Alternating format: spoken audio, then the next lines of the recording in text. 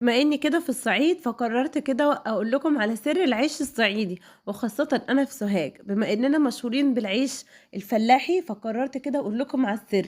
يالّا بينا كده نشوف مقاديرنا، ولو أنتم حابين الوصفة بالتفاصيل هانزّل لكم إن شاء الله في الفيديو اللي جاي. أول حاجة بيقولوا إيه، اللي بيته فيه دقيق عمره ما يضيق، بشوية مَيّة وشوية دقيق وشوية خميرة فورية، اعجنيهم مع بعض يا ست البنات وهيبقوا معاكِ أحلى عيش. زي ما أنتم شايفين، وطبعًا قرّصوه بالشكل اللي أنتم شايفينه ده، بيسيبوه يرتاح لمدة مثلًا 5 دقايق، ويبدأوا كده يحطوه على المطرحة ويرحّوا فيه زي ما بيقولوا. أنا ما أعرفش طبعًا أعمله، بس بإذن الله مصورة لكم فيديو بكل تفاصيله.